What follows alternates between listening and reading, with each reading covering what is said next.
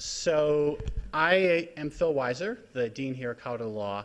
I often say that a cruel form of punishment for me is when I get to kick off conferences that are awesome, interesting, and engaging, and ones I can't stay for because I'm scheduled for other things. There is no conference where I will feel that more acutely than this one. My career as an academic started focusing on issues of federalism and cooperative federalism in particular, and it was a fabulous experience engaging in those questions, and it's been great watching the field develop. What has happened here with this conference, honestly, without me providing other than a cheerleader, is Melissa Hart putting together a tour de force lineup to talk about questions about federalism. There are issues that are extremely important to our society, and if those of you who have not paid as close attention, you probably have some sense how the Affordable Care Act is raising issues. One of the benefits of cooperative federalism is those of us in Colorado are not using the national exchange, and we don't have a problem registering for health care. And those in Massachusetts have had the kinks worked out for a while, but that's just one small example of how this issue has a huge impact on our lives. The type of leadership that Melissa Hart has brought to the Byron White Center for Constitutional Law is exemplified but not limited to this conference. Her interest in engaging in real-world questions with respect to establishing our Stevens Lecture, bringing a distinguished jurist, with respect to the Marshall Brennan competition that she's done, other sessions that she's had here and in Denver, it's extraordinary. And when you talk to people in the practicing bar as well as across the academy, her name comes up again and again, always in extremely fond and appreciative tones. And so we're so lucky to have her. Let me say a few other quick words before I turn over to Melissa. Among the people who will be here is a good friend of mine, Heather Gerken, who is someone who I have known now for 20 years. I know we feel old, don't we? And has had an extraordinary academic career, and it's neat to see her with some of her colleagues and students here. And what is exciting for us here is how many students have come. Many of you have professors who are here in the room with you. Some of you may be inspired to take a seminar this spring that our Professor Ming Chen and John Griffith is offering. And John Griffin is jointly appointed here with the law school and the political science department. They're having a seminar in the spring that is, again, a tour de force experience. Those of you here tomorrow hear Professor Chen talking about federalism. The opportunity for all the students to get intellectually engaged on these issues is high. If you've not yet picked a topic to write about on a journal, you will get lots of ideas here. I encourage you to talk to some of the faculty members here about those ideas. It's a wonderful experience and opportunity. So without me taking up any more time, let me turn the floor over to Professor Melissa Hart.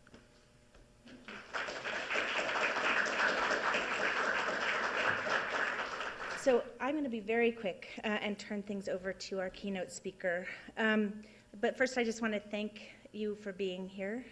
The students who are here, I really appreciate it. I know that at this time of the semester, it's sometimes challenging to find a way to fit stuff like this into your schedule because you're starting to think about exams. But I think Phil is right that it is these kinds of opportunities that really spark the intellectual engagement that makes going to law school fun. And I hope that you'll end up agreeing that that's true. And that even after our panelists leave, this is the kind of conversation that we can keep having in classes and other contexts together, because I really do feel like that's part of what's fun about this job and fun about you guys as students. So I want to move out of the way quickly to turn things over to Heather, our keynote speaker. Heather Gerken is the J. Skelly Wright Professor of Law at Yale Law School. She has written extensively on lots of topics, but in particular election law and constitutional law and federalism. And in fact, the title for this conference overall, Federalism All the Way Down, I shamelessly stole from a 2010 Harvard Law Review article of Heather's. That article, again, it's called Federalism All the Way Down, easy to find. It's definitely worth reading, and it pushed us to think about federalism all the way down through institutions and actors that have not typically been part of the conversation about federalism, and to think about ways that minorities in our federal system rule without this sovereignty that those of you who have taken constitutional law probably immediately think of when you think of federalism as sort of the central the central thing about federalism, and Heather has been one of many voices pushing us to think about other aspects of federalism and what federalism looks like if that's not our primary focus. While we borrowed her title for this conference, the conference is not somehow focused on the ideas about federalism that Heather developed in that piece. Instead, the conference, I hope, offers an opportunity, I know it offers an opportunity for a group of really excellent scholars from around the country to talk about ideas about federalism as they're developing in the field. And I want to credit the organizing idea for this conference really to Ming Chen, my colleague who I was talking to about a year ago about what we ought to be thinking about for the Rothgerber conference this year. And she said, you know, we could look at federalism as it's playing out in state policymaking in areas that are traditionally thought of as federal policymaking areas. We had in Colorado just passed a constitutional amendment legalizing marijuana. The Supreme Court that term had considered Arizona's immigration law and the Affordable Care Act. And of course, the issues around same-sex unions have been coming through the courts and were very actively coming through the courts then.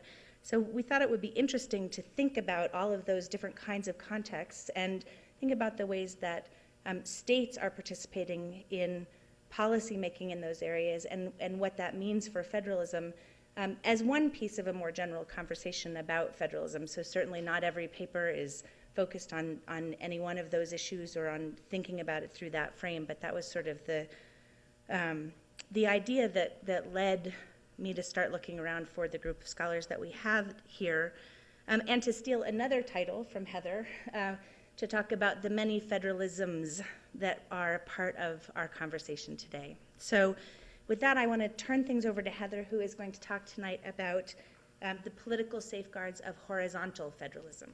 Thank you.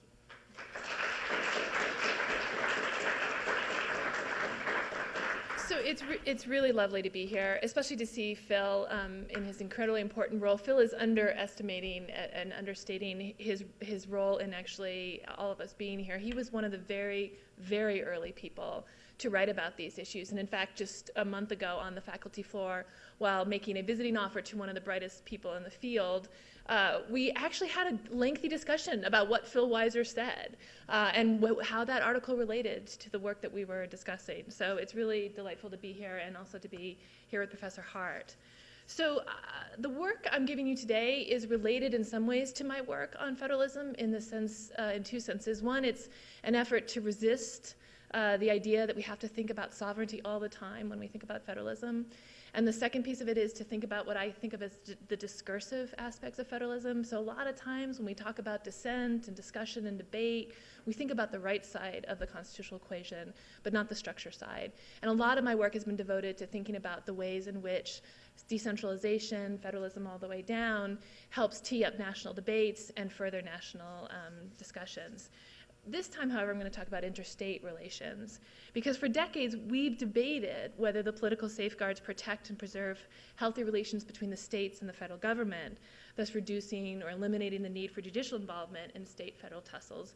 But no one has made an argument about relations among the states that bears this name. To the contrary, the few scholars who have considered whether the political safeguards of horizontal federalism exist have insisted that they don't. So today I'm going to take the opposite view and start to lay down what I think are the intellectual foundations for the political safeguards of federalism. And every now and then I'm going to say the word we, not because I've gotten that point in my tenured career that I think of myself as the royal we, but because this is a co-authored piece and I feel like my co-author should get some credit too. Now I should start the speech just with a warning. It isn't just that no one has thought to argue that the political safeguards of horizontal federalism don't exist. This is an argument that really runs against the grain in almost every field where people write about relations between the states. Just to give you just a real sense of how much this runs against the grain, my friend Ernie Young, who's going to be here tomorrow and who's sort of the younger statesman of federalism, sent me a note last Christmas, and he said, "Are you writing something new?" And I said, "Well, yes, as a matter of fact, I am. How did you know?" And he says, "Because I'm breaking out in hives." So there will be Benadryl available at the reception afterwards for those of you. But I just want to talk a little bit about federalism generally and sort of lay the ground, be a little bit professorial for a second for those of you who haven't thought about federalism in a while. Although those of you who haven't thought about federalism in a while, what's wrong with you? You're in Colorado. They just legalized medical marijuana. People are trying to secede. I mean, it's perfect. So you should be ashamed of yourself. I was on Pearl Street and walked by a very high-end looking, as far as I could tell, bong store. So this does not occur in other places in the country, if I may just say. So you might first be wondering, what is horizontal federalism? Because it's just not a term of art in the law. Our federalism, of course, has both horizontal and vertical dimensions. It depends on relations among the states, just as it depends on relations between the states and the federal government. But while the vertical dimensions of federalism have generated countless law review articles and odes in the Supreme Court, federalism's horizontal dimensions have been all but neglected by courts and scholars alike. So consider just for a moment how differently we treat these two questions. When judges involve a case about vertical federalism, they have a large doctrinal toolkit at their disposal. The questions in this case vary quite a lot. The case might involve preemption, commandeering, the Commerce Clause, but no matter what the question presented, judges have an overarching account of how the states and federal government are supposed to interact, and that account in turn guides how they resolve the particular issue before them. Judges, in short, know how our vertical federalism is supposed to work. If you read the U.S. reports, however, you might not realize that our federalism extends to relations among the states. Judges, of course, routinely referee disputes between the states, but they approach these questions seriatim, without an overarching account of how interstate relations are supposed to work. So every judge can reel off the values associated with our vertical federalism. But if you ask a judge about the values associated with our horizontal federalism, you're going to get a blank stare. Disputes arising from horizontal federalism are just relegated to their own little policy-making silos: jurisdiction, the Due Process Clause, the Dormant Commerce Clause, etc. Now, in the last few years, a few scholars have noticed how differently we treat these two variants of federalism, and they've started to develop a unified account of horizontal federalism that's much like the one we routinely deploy in the context of vertical federalism. And as I'll talk about during this talk, these arguments look a lot like the traditional sovereignty-based arguments for dual federalism that once dominated the field of vertical federalism, with territorial defined spheres of the states subbing in for the separate regulatory spheres of old, and with courts playing just as important a role.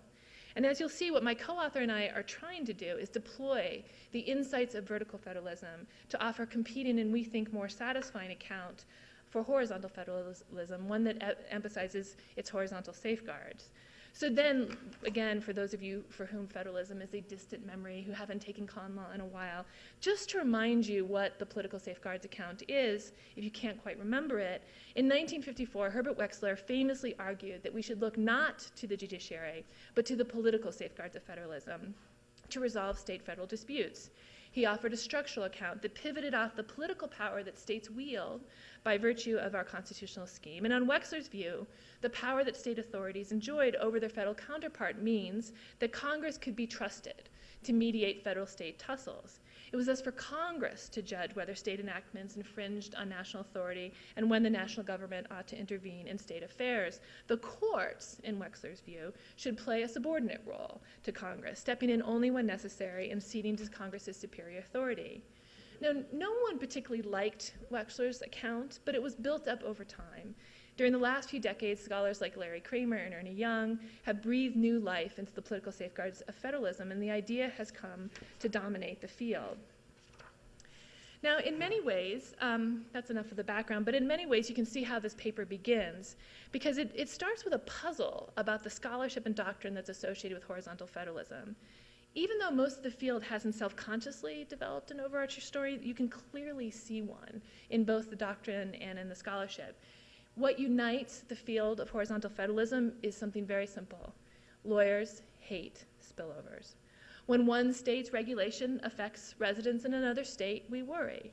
When Massachusetts marries same-sex couples and they move across state lines to a place that doesn't have same-sex marriage, we worry. When California's emission standards trump the standards in other states, we worry. When the Texas School Board's efforts to move its curriculum in a socially conservative direction changes textbooks for most of the states in the country, we worry. When lax gun ownership rules in Virginia increase the number of firearms in New York, we worry. When kids in a neighboring state to a marijuana state cross the border to get some pot, we worry. Almost all of the scholarship on horizontal federalism and much of its doctrine is thus aimed at preventing spillovers by asking the courts to do more to police them. Now, the current state of the law and literature should make clear why no one has thought to develop a political safeguards account of horizontal federalism to match the one that dominates debates over vertical federalism.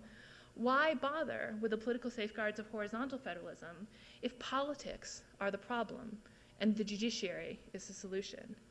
Now, for an academic, taking a look at the literature, the temptation is irresistible. A whole field is premised on this idea, the idea that spillovers and interstate conflict are bad. It's just impossible for an academic to resist because we write in the one place in the universe where it is a good thing to disagree with everyone else. So I could not resist the temptation, and more seriously, I couldn't resist the temptation because I write in a field where the political safeguards account dominates. And then to turn to a cognate field and see that it's utterly absent, in fact condemned, makes you want to think whether you could generate such an account for interstate relations. But it's not surprising, of course, that we see no account of political safeguards in the horizontal federalism literature, because if you think spillovers and the friction they generate are a problem, you want to stop them. You don't want to leave them to the free play of politics. And judicial review is the perfect way to stop them. It provides a level of finality and certitude that politics cannot. Similarly, if you worry that spillovers intrude on state sovereignty, that they cross territorial lines, they compromise important democratic values, you will definitely want a referee for interstate disputes, and your ideal referee will be a court.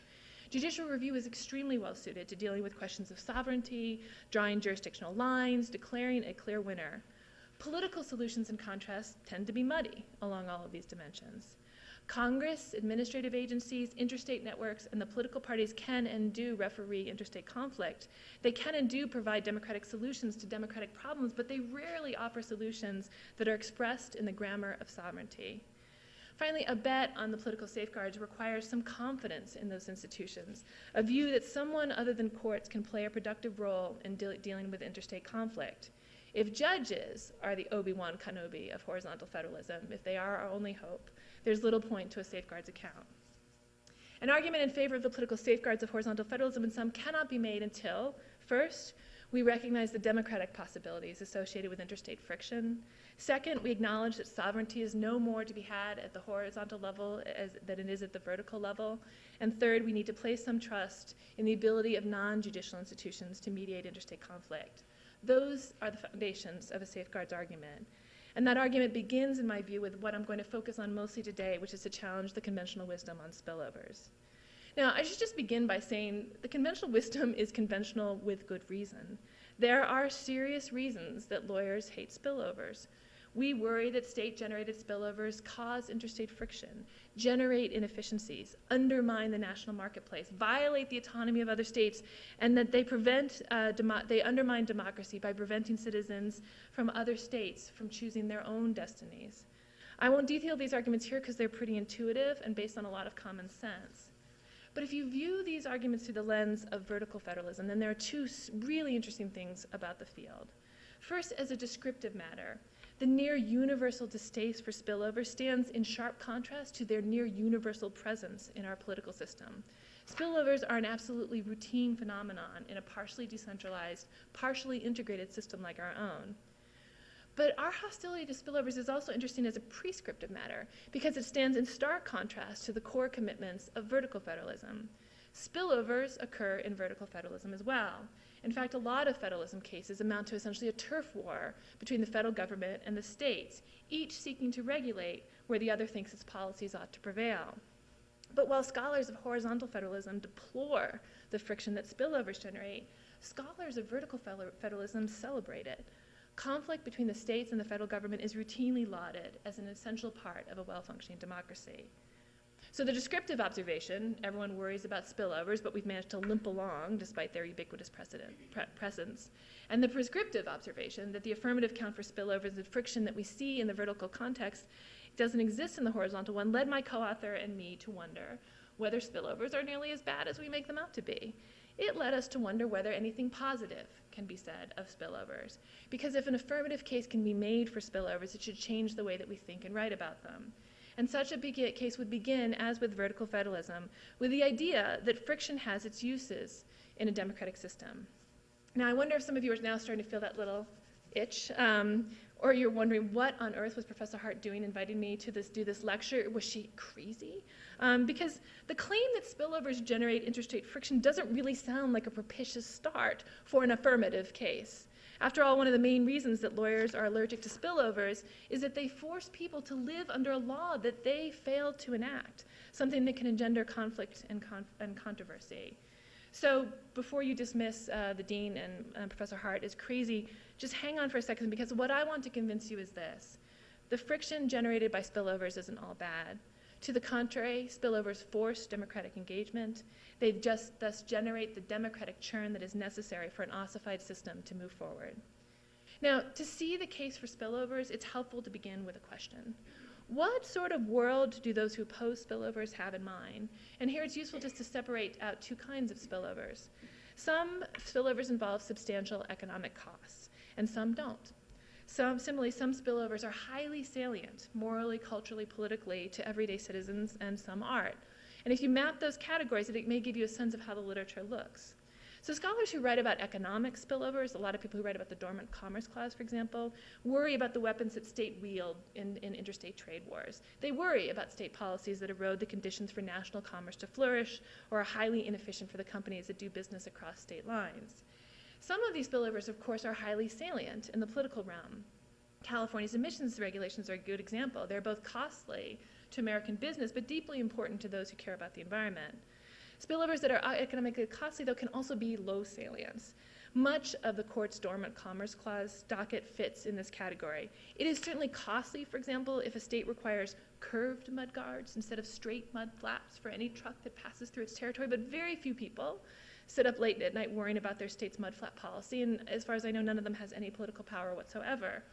So we take the costs associated with, my co-author and I take the costs associated with economic spillovers quite seriously.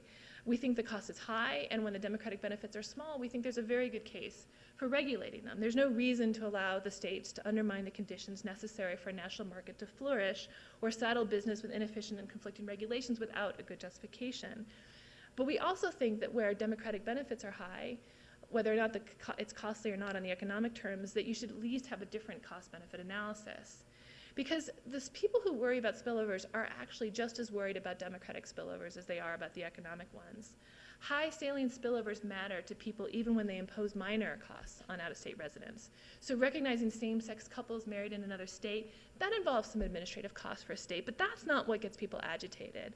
It's the moral or cultural or psychic costs associated with their own state's acknowledgement of those marriages. So too, when Texas revises its textbooks to convey a more socially conservative view and forces residents of blue states to have choice, either buy more expensive textbooks from smaller presses or take Texas's curriculum on its own, that's a small cost, but it bothers people a lot, and the reason why it bothers them has almost nothing to do with the cost. So scholars' arguments against high salient spillovers rest not on claims about the national market or economic efficiency, but on basic notions like sovereignty, territoriality, and the importance of self-rule. They have a distinct picture in mind. They worry about chaos and conflict. They fear that the issues that split the states are genuinely divisive enough that they will exercise a centrifugal force on the polity. So in this view, states are a tool for maintaining peace between warring factions because they let opponents set their own policies within their own policy-making enclaves. Scholars who take this view worry about spillovers because they threaten separation, sovereignty, and self-rule. All three are necessary to cabin warring factions and maintain the policy enclaves on which they think national unity depends. So there's little wonder that these scholars typically believe that we should suppress conflict, police state boundaries, preserve regulatory enclaves, and ensures that majorities within each state are able to regulate as they see fit without interference from their neighbors. Now, it's possible that political and policy-making spillovers might wreak havoc on our federal system, but my co-author and I have a different and I think equally plausible picture in mind. We're skeptical that run-of-the-mill spillovers are likely to split the polity. Slavery was an issue that split the polity, but over the last several decades, arguably for the last century, interstate spillovers have been quite prevalent, and yet no one, except those in Colorado, is worried about secession. Spillovers can be a source of annoyance, even anger, but they aren't the sort of conflict of which civil wars are made.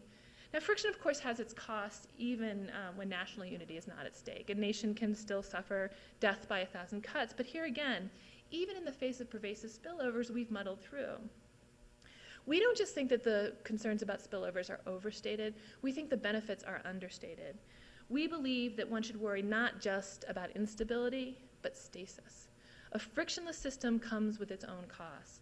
There will be times when the enclave solution is just too easy, when national elites have every incentive to relegate tough questions, marijuana, same-sex marriage, immigration, you name it, relegate those questions to local decision makers rather than forge compromise at the national level. You might worry that these issues never get on the national agenda because national elites have no incentive to dip into the controversy. They are reluctant to talk about these issues precisely because they are important to everyday citizens. Now you might say, well, who cares if national elites duck an issue? Why not just let every enclave resolve the issue for itself? And here our arguments are animated by the view that federalism ought to exercise a centripetal force rather than a centrifugal force in the polity. Federalism's goal should be to build toward a national consensus on issues that are highly salient people, not to license politicians or their constituents to take the easy out. National politicians ought to be doing the hard work of compromise. Everyday Americans should be forced into the most honorable and least fun of democratic activities, compromise. It was too easy to let states in the Jim Crow South resolve questions of racial equality. It's been too easy for the national government to let states navigate most of the hard questions raised by immigration or gun regulation or gay rights. Red and blue silos, national policy amounting to nothing more than a series of exceptions, policy-making enclaves, these, in our view, are not the products of a well-functioning democracy. We don't think the consensus has to be uniform, of course. It might well be that the nation ultimately concludes that exceptions to the national rule are acceptable, but checkerboard policy should be adopted self-consciously, only after we've had the type of a debate that only national politicking can drive. So here our concern is less with the dissenting minority, which has really been the concern of a lot of my work, than the diffuse majority. A lot of times we have to worry, I think, that majorities aren't getting served in a democracy. Actually, they're not even coalescing in a democracy. There are just times when national gridlock prevents the majority from having its policies put into place. The majority often has trouble persuading national politicians even to address its concerns. Immigration, for instance, is a perennial worry for Americans, but national politicians treat it as a third rail. Congress has actually not passed any major legislation in a wide variety of areas that are salient to the American people, and while you may say that's due to recent polarization, it's been true for a long time. My co-author and I also worry not just about the diffuse majorities, but about latent ones. In a lot of instances, people's views on issues are simply uninformed, even inchoate. A majority cannot coalesce without the help of political entrepreneurs and political controversies. Both of them help frame issues and elicit voter preferences. And national elites and national debates have a huge advantage over their local counterparts to coalesce the majority's view. For the most part, people just pay more attention to national politics. And few things do more to convert latent majorities into real majorities than, say, a national brouhaha. But of course, national elites are not particularly enamored of national brouhahas. So the risk is the most important fights will happen only at the local level. Finally, we just worry about how easy the enclave solution is for national elites, but also everyday citizens. So choice is a celebrated feature in federalism, and rightly so. Indeed, one of the most oft-made arguments against spillovers invokes the value of democratic self-rule, the notion that each polity ought to set policy for itself and itself alone. We acknowledge these benefits, but we also insist that there are costs to allowing everyone to nestle into their all too comfortable policymaking havens. There are costs to allowing what Bill Bishop calls loosely the big sword. Citizens lose the chance to live under someone else's law, to try on someone else's policymaking preferences. Opportunities for democratic engagement are reduced. More importantly, as we discuss later, incentives for democratic engagement are reduced. Now, we recognize that this is a contested view of what ails our democracy, but so is the other side's. We're not trying to establish that one side is correct and the other is wrong. We doubt that could be done in a single paper, let alone a book. All we want to establish is that there are two sides to this argument, that there are two plausible descriptions of the current state of affairs. Because after all, the other side doesn't have a knockdown argument on the facts either. In fact, when I started checking all of their footnotes for the evidence that they introduce about the dangers of interstate friction, it doesn't really go much past gloomy reminders about the Articles of Confederation, and I'm willing to say that we've had some evidence since. And while we certainly don't have a magic measuring stick to establish that ours is the correct assessment, neither do those who emphasize the risks associated with interstate friction. It's possible that both sides are correct. It's possible we swing like a pendulum between the two extremes, but as long as both remain a realistic possibility, we ought to be attentive to both possibilities and tailor our regulatory strategy accordingly. Put differently, and here's where this connects to the conference, we believe that we should think about the problem of interstate friction just as we think about federal-state friction. Friction at the vertical level is a source of great worry. It can lead to all kinds of problems, including inefficiency, conflict, and division. Federalism scholars never deny these problems. They simply insist that we also pay attention to the productive possibilities associated with federal-state friction, that we recognize that too little conflict can be as problematic as too much.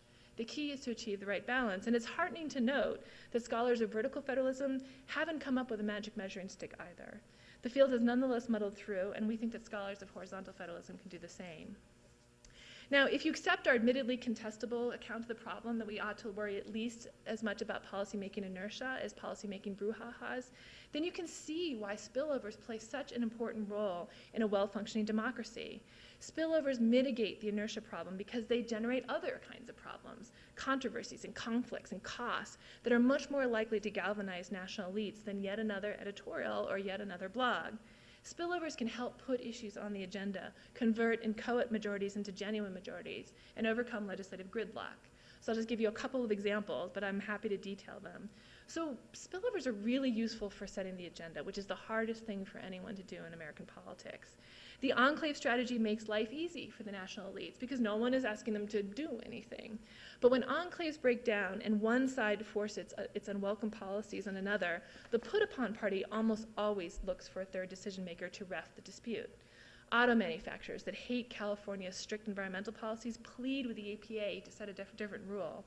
Opponents of same-sex marriage, as soon as the debate began in Hawaii, immediately sought reassurances from Congress that they didn't need to recognize same-sex couples married in other states.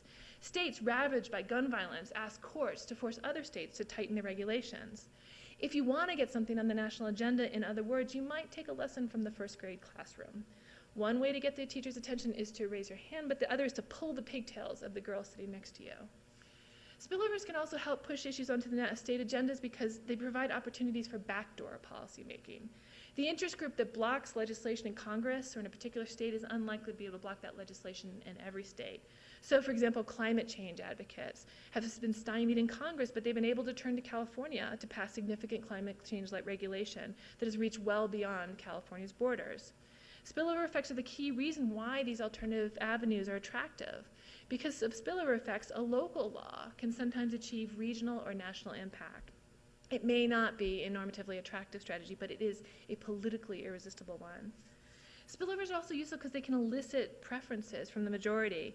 Getting the attention of voters and politicians is always hard for those who want to change the status quo. People aren't inclined to engage with an issue unless they have to. But spillovers force engagement in a way that conventional forms of advocacy, editorials, political ads, even protests rarely do. By generating costs, which the minority and perhaps even the majority has to override or avoid, spillover effects can jumpstart the process of policy formation, pulling national elites into the controversy even when they'd rather avoid it.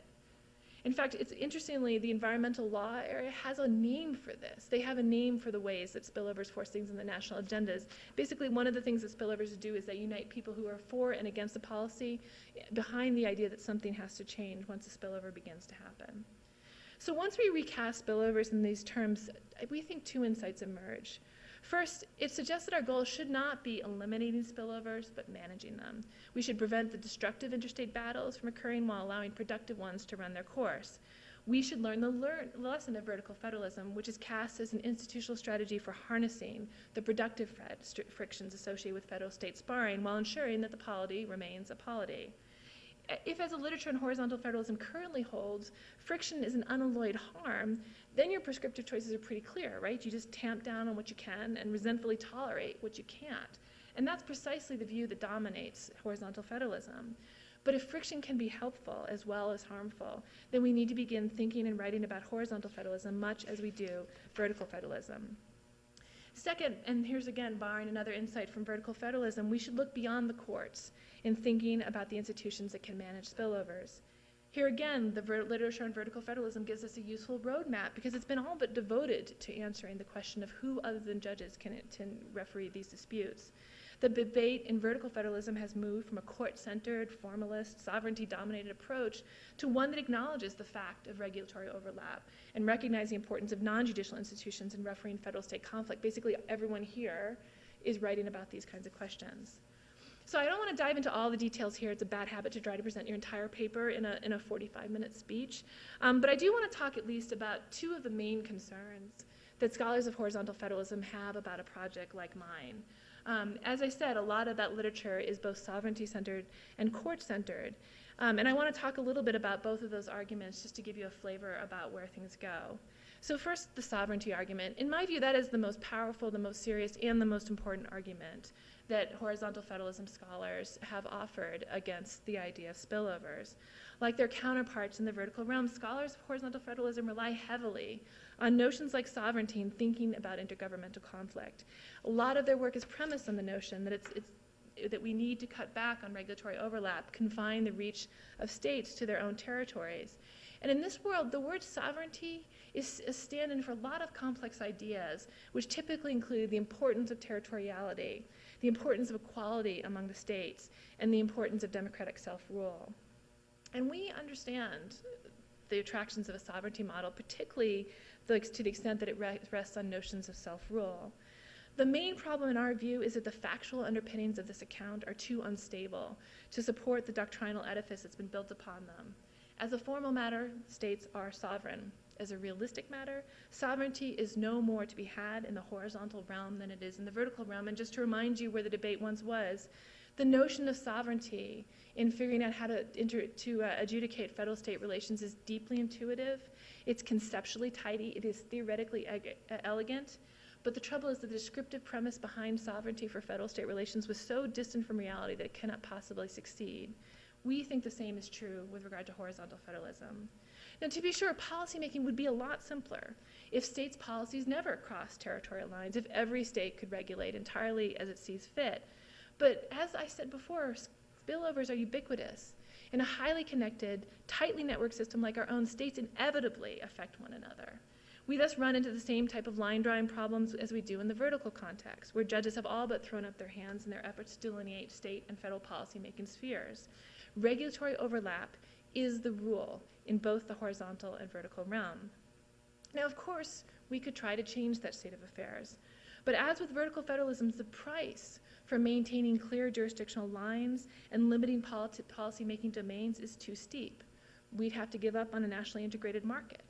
We'd have to give up on a nationally integrated political system. We might even have to stop our own citizens from crossing state lines. There are other problems in our view with the sovereignty approach. A lot of the normative oomph comes from the principle that states are equal to one another. And here again, the formal truth is just belied by informal realities.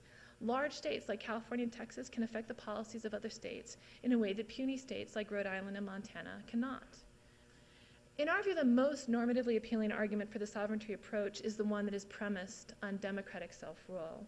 Why shouldn't each state be able to regulate itself as it sees fit? It is a deeply intuitive and it's a deeply principled argument. It is especially attractive in the context of interstate spillovers because, in contrast to vertical federalism, one policy is voting on a policy for another. When national mandates intrude on state policies, we can at least take comfort in the idea that citizens of the affected state are part of the national policy-making process and they've had an opportunity to make their views heard. But that isn't true when one state polity affects another. Now, we take these arguments seriously. Our main concern, though, is that the principle of self-rule is just belied by on-the-ground realities. Now, that, of course, could mean that we ought to change the on-the-ground realities. But why would we want to? Why would we want to sacrifice an integrated national market and an integrated national democracy in order to guarantee more self-rule at the local level? Self-rule requires separation, after all. Put differently, while self-rule sounds like a trump card and is played like a trump card by horizontal federalism scholars, when we recognize the normative goods we'd have to sacrifice to attain it, the goods associated with integration, the trade-off is less appealing. Our point here isn't to suggest that we've struck the perfect balance between separation and integration, between self-rule and accommodation. It's simply to suggest that democratic self-rule argument is often cast as a principle that can be vindicated without trade-offs, and it is not. Moreover, there are democratic values on the other side, and this is where our descriptive arguments connect to our normative ones. And let me just put this argument in the simplest of terms, shorn of the terminology of a theorist. Democracy is about self-rule. but it is also about interaction, accommodation, and compromise, precisely the values that our account of horizontal federalism highlights. Every community would like to live according to its own preferences. Every person would like to live according to her own preferences. But we quickly come to learn that our preferences differ from others and are often in conflict with others. Democracy requires individuals to do just what my co-author and I argue that states should do: work it out. Sometimes we work it out directly, sometimes we need a referee, sometimes we just take our lumps and live under a policy we don't like, and we do so for a simple reason, returning to the descriptive fact that spillovers are ubiquitous. We'd rather live with people than without them. Only the misanthropes and a handful of academics resist that idea. We understand that sometimes the cost to self-rule can outweigh the benefits of ruling together, that it's sometimes better to rule separately and apart from one another, and sometimes it's better to be part of an integrated polity. Those are the situations where spillovers ought to be resisted. And all we want to emphasize is that the notion of democratic self-rule is sometimes played as if it were a trump card, and we don't think it's entitled to that lofty status. So the last thing I'll just say by way of closing is, you may be wondering to yourself, at least if your academic's familiar, that when she's going to get to the safeguards, Darby, what are the safeguards of horizontal federalism? And I'll just say that we spent a lot of our article talking about what I just talked to you about, because we feel like if you don't lay down the intellectual foundations of horizontal federalism, you can't possibly get to the question of whether there are other institutions that satisfy it. We've also run into another problem, which is we discovered when you make an argument that no one else has ever made, it turns out no one organizes their research around it. It's terribly inconvenient that no one has thought to research the question that I'm interested in. Nonetheless, we've managed to piece together a set of literatures that talk about the role that Congress plays in regulating interstate conflict. We are hoping to find, and I asked the academics in the room, a literature on the role that administrative agencies play in regulating interstate conflict. We know there's a literature on the role that NGOs, elite policy networks, political parties play in adjudicating them. And if we even think that judges still have a role in refereeing interstate conflict, there are two flavors of the political safeguards argument. There's the hard version that Larry Kramer endorses, that courts should stay out of it entirely. But then there's the kind of softer version that folks like Ernie Young endorse, which is the idea that courts still have some role to play in ensuring that the conditions for the political safeguards to work exist. So we take that softer account, and we're perfectly happy to let the courts have their own role as well. So let me just conclude by redescribing what we think is the first move toward building a safeguards account, but not the last one needed to perfect it. The literature on horizontal federalism currently looks a lot like the early writing on vertical federalism. It is dominated by accounts of sovereignty and the importance of judicial review. Scholars are basically united behind a larger goal, which is to reduce spillovers and the interstate friction that accompanies them. It's no wonder then that everyone in the field has not thought to make the argument about political safeguards, and the few that have thought about it have condemned it. The basic foundations for a political safeguards account are just missing from the literature. So if you want to build a robust and satisfying account of the political safeguards, you have to begin, I think, with a descriptive and normative account about why interstate conflict can and should be left to the free play of politics. And that's the account I tried to offer today. I've explained that contrary to the conventional wisdom, spillovers and the interstate friction they generate can sometimes be productive. We've questioned the assumption that's led most in the field to think not that spillover should be suppressed, but also to look to the judiciary in helping with that suppression. We've sketched the basic argument for thinking that the prevalence of spillovers, our system actually has proved to be pretty robust and well-functioning. And we've begun to map, at least in the paper, the institutions that we think help safeguard horizontal federalism. So let me just end on a much more modest note, because I think scholars have a tendency to like their arguments too much and overstate their quality, and I am no exception to that. But I'll just say this. It took decades of debate, dozens of academics, thousands of pages in the law journals to develop a fully satisfying account of the political safeguards of vertical federalism, and we are under no illusions that we are going to accomplish this in one paper, let alone even one lifetime. We assume that our claims are going to be controversial, and properly so. And we also assume that we're likely to make mistakes and miss arguments that work better than the ones we offer here. So at bottom, this project is really just designed to provoke. It's there to start a conversation, not to offer the final word. Thank you very much.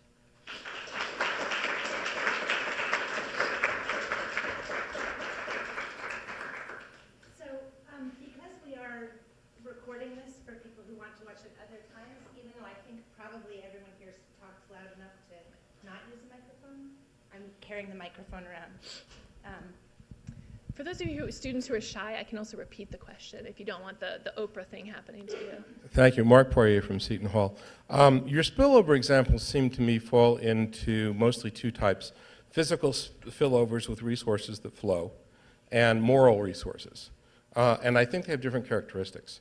With the physical resources, you've mentioned some, but in the environmental area, you have interstate compacts, you have bi-state port authorities, you have regional fisheries councils, you have sort of environmental agency accommodations in the coastal zone and ocean management and a whole bunch of things which are interesting. I'm sure you can find them. Sometimes they're sanctioned or set up by Congress. Sometimes, as with some of the greenhouse gas initiatives, they're regional because Congress couldn't get its act together. I don't think that applies with the moral spillovers. And the reason is that at one level, the moral resources at stake has no boundaries. It's universal, or in my scholarship, nobody else uses this word, non-libitus. It doesn't have a place. So that somehow it matters to people in Utah what people in Oregon are doing. And you can't fix that with a compact. You can try to go to a national, if it's a national boundary. And one of the interesting phenomena, I'm writing about the Boy Scouts and why localism the local option didn't satisfy anybody. It's because it's not the Boy Scouts of Peoria, it's the Boy Scouts of America.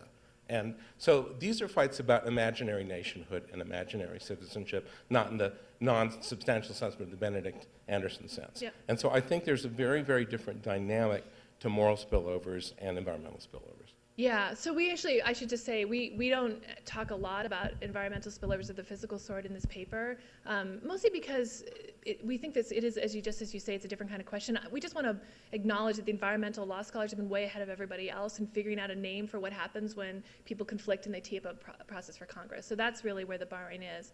But the second point that you make is exactly actually why spillovers are so hard to define. So one of the things when we began this project is we just wanted to find a clean definition of what constitutes a spillover. And what you quickly discover is that the academics red rub this, right? We know it when we see it. It turns out spillovers happen all the time and in lots of different ways, but we only call them spillovers when they annoy somebody is basically, as far as we can tell, the basic criterion that people use. And for exactly the reasons that you discussed. So you just think about when Hawaii began talking about same-sex marriage. No one at that moment, I think, realistically thought that Hawaii was going to, change everything in the country with regard to same-sex marriage. But it was the beginning of the debate, and people knew it was the beginning of the debate. So it was the psychic, the cultural, the sense of nationhood. Arizona is another perfect example. The things that are happening in Arizona with regard to immigration clearly have spillovers, particularly with states nearby. So there's economic spillovers, there's policy-making spillovers that affect the people around them.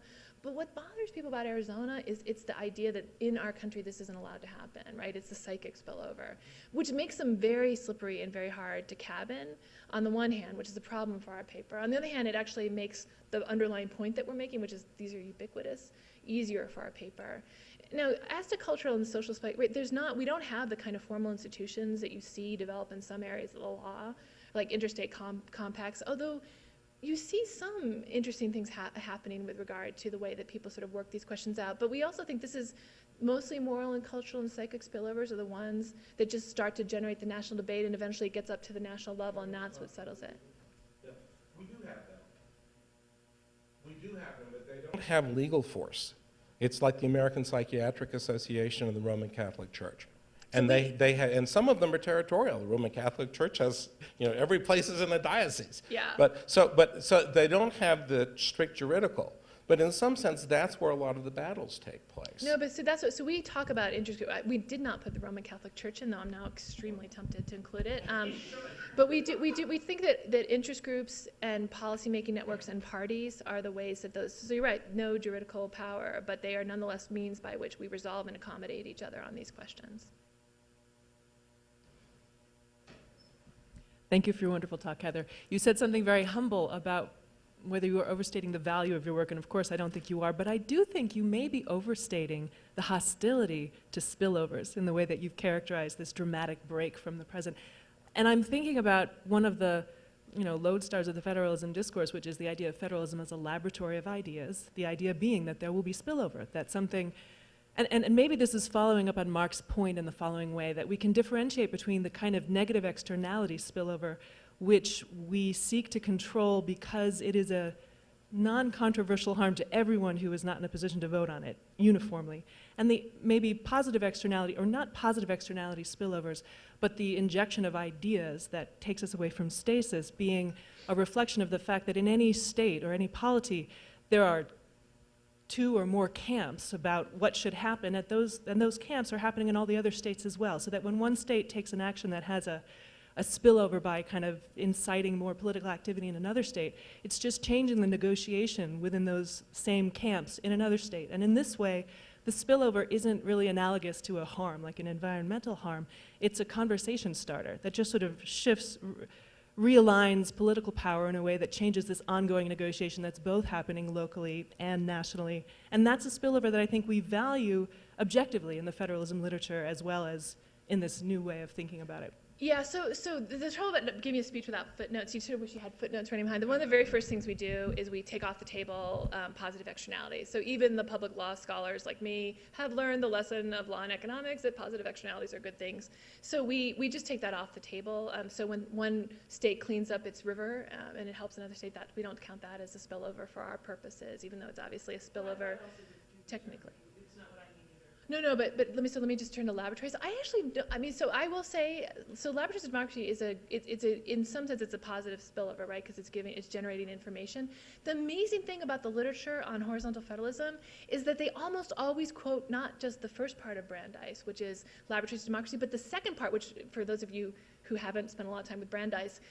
Brandeis also says, he says that, you know, that one of the virtues of the country is that we have laboratories of democracy, but the second half of the sentence, which is always cited in these books, in these papers, is because one state can enact a policy without endangering the rest of the nation, right? So even Brandeis has an idea that states' policies are confined within their territorial bounds. So, so to me, that actually is a sign of the kind of hostility that exists in the literature. It's not, I will say, it is not 100% universal. I can name you, and I think we found everybody, although I'd be curious if we missed somebody, that writes in a different vein.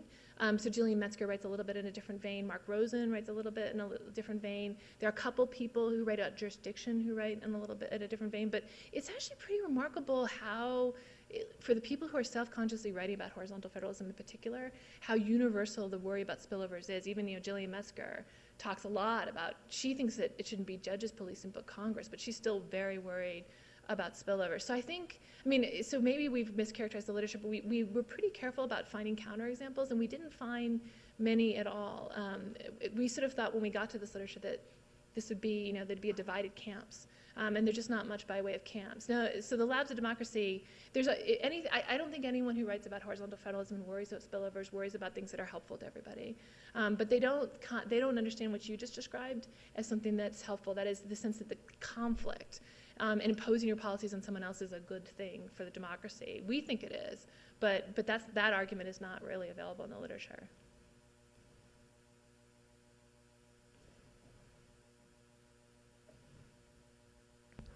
Hi, I thought it was a great talk. I had a question about how personal jurisdiction plays into this debate and the way it plays into sovereignty. Because I mean, a lot of times it seems like state one says, here's a great product, let's sell it to the world, we want to encourage it. And state two says, that's a dangerous product, we want to ban it.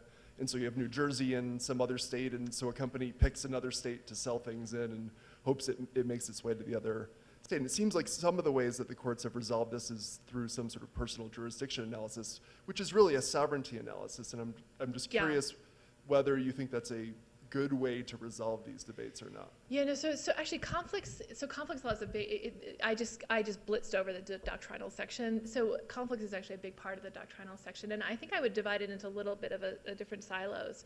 So on the personal jurisdiction front, it's interesting because it's cast as an individual harm, but it really is a sovereign, you can really see the sovereignty underpinnings that once existed and that many scholars are calling to be reinstated. And there are people who sort of, personal jurisdiction is one of the few places where people sort of acknowledge that there's just regulatory overlap and you just have to figure out how to deal with these questions and basically resort to the kind of balancing test that courts resort to, except for people like Michael Grieve, who is on a tear about these questions. So he has devoted an entire book to the idea that this is insane, that states are imposing externalities on one another, both through the combination of personal jurisdiction rules and the tort system. And so the scholars, and there's a set of scholars, sort of a young band of scholars who are trying to push more sovereignty into that account. On the full faith and credit, for our purposes, one of the most interesting areas is the full faith and credit clause. Because it's the one place where we think you can see the kinds of analysis, the self-conscious analysis, that we think that courts ought to engage in more often, and scholars ought to engage in more often, because the full faith and credit clause is magical for our purposes. So one, it arguably licenses spillovers, right? Because it forces you to recognize the judgments of courts from out of state. But two, it gives Congress primary authority to sort of regulate them. So that has actually led, in that one little doctrinal silo, to the kind of debate we think ought to be happening. And you see people saying, well, should it be courts or should it be Congress? And Larry Kramer says it shouldn't be Congress, it should be the courts. They're thinking about same-sex marriage at this moment, right? And he gives all sorts of reasons. And other people say, no, legislators are better at doing this because they can engage in compromise and log rolling. And so exactly the kind of debate that we think should be happening in the field as a whole is happening in the full faith and credit clause, mostly by virtue of essentially the mandate of the text. So I'm actually, since I have the microphone, going to keep it. And I want to follow up on the personal jurisdiction example, because in addition to young scholars who are trying to put more sovereignty into personal jurisdiction, you've got a bunch of old justices trying to do it too. Yep. And I'm sort of curious, that area is very active at the Supreme Court right now. Are there other areas where horizontal federalism is coming up at the court? And do you see this court in particular as having a perspective? Yeah, I mean, it's hard to, they all come up in their doctrinal silos, so it's a little bit hard because they're really thinking in the silo. So it's been a while since we've had a good old-fashioned dormant commerce clause case. The wine case was the last one, I think. But you see it be the due process cases about punitive damages is one place you see it. Interestingly, you even see it in preemption analysis. So sometimes the court will self-consciously think about construing a statute in a way to avoid interstate spillovers. So you see it coming up in bits and pieces, and you see, the court, just like scholars, worried about spillovers. But I'm not. I mean, it's a little bit hard. These are cases that have come over many years. In some senses, that's helpful for us, right? Because it's different courts who are weighing in on this and coming up with the same kinds of very lawyerly intuitions. Like lawyers like clean jurisdictional lines. Lawyers don't like mess. They don't like politics, right? Politics is they like judging. Judging's cleaner than politics. So in lots of ways, you see that almost it's almost a tribal sense of this. But I'm not sure if there've been enough from the Roberts Court that I could really confidently tell you I know how they think about it. I mean, I know how you can see how Justice Scalia thinks about it, but it's harder to trace the rest of them because they just haven't had that many cases.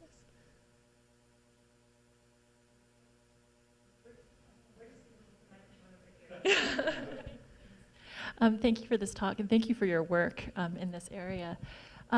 Elsewhere in your work, I suppose more on vertical federalism, you talk about minorities and dissenters as being the ones that really need to be worried about. And I think you build a convincing case in that circumstance that states, and particularly localities, can actually be a really productive way of protecting them, right? At least some of them. And so I'm curious to know, in this case, I know you're still working out the ultimate solution, but who are you most worried about? Who are the sort of archetypal losers? And even if you haven't fully developed the apparatus that they ought to turn to, do you foresee that you can choose among existing apparati, or do you think it would require like a fundamental reworking of the systems we have available? Yeah, so on the first question, I mean, part of it is, I've written about this other stuff for a long time, so this isn't a new game for me. We deliberately and sort of self-consciously didn't think about minorities and dissenters, which is my obsession in other areas, in part because part of the point of the paper, and a lot of what we talk about in parts I haven't talked about, is just the way that people just don't really even have views on these questions. So it's a worry about diffuse majorities. It's the Ackerman insight that actually discrete and civil minorities sometimes do pretty well at the national level because they're organized and together. And it's actually the diffuse and anonymous majorities that are our problem. So we turned the focus to them in part because we felt like that was the bigger question here. Although I will just say, one of the things that has really come to me in writing this paper, and I will just say I should acknowledge Abby Gluck, because there's an Abby Gluck section now to this paper, where Abby just pounded her fist on the table the first time she heard this. She goes, this is about vertical federalism. Forget, this is just, don't call this horizontal federalism. And you just realize just how integrated these systems are. And that, I actually think is fine. I'm, as you know, a nationalist who believes in federalism. And so thinking about the idea about the ways that they're integrated and work in conjunction with one another is really interesting to me, especially as a lot of the field of federalism, and now I'm looking at the folks here, right, are thinking about the ways in which federalism interacts with the separation of powers, or with the party system, or with the administrative state. And so I feel like actually in some ways this is a really useful thing for federalism scholars to be doing in constitutional theory, which is sort of moving into the other doctrinal silos and talking about the ways these things interact as a part of a larger system. On the institutional apparatus, so when we got to the safeguard section, for a while we just didn't write it. We hoped someone else would write it. You know, someone else can, because Larry Kramer took 2 articles, an inordinate amount of social science research to do a proper job of it. You know, Ernie Young spent, I don't know, 6 billion pages on these questions. And so we had already written what we thought was a kind of a clean essay, and we didn't want to add this section. Every time we gave it to someone, they said, you have to at least, you know, sketch out what it looks like. But there's just not that much out there. To the extent there's stuff out there, it's not thinking about this question, not surprisingly. And so we just feel like at this moment, you know, there's a lot of bickering in vertical federalism about precisely how to strike the balance. And we just don't feel like the literature is even remotely close to that place. So while we want to put the competing account on the table, I mean, I could make a guess for you as to what it would, but it would be such a seat of the pants guess that it would be almost shameful to put it into a piece. So right now we would be delighted if there was a big debate about the question of that we're having vertical federalism at the horizontal level, but we just feel like it would just not be particularly scholarly to weigh in on that at this point, which is also kind of weaselly. So sorry about that. Yes, this is on. I think our time is actually a little slightly past, but we have a reception in Betcher next door, and hope that everyone will come and spend a little time talking more casually and continuing this conversation. And thank you so much, Heather. Thank you very much. I appreciate it.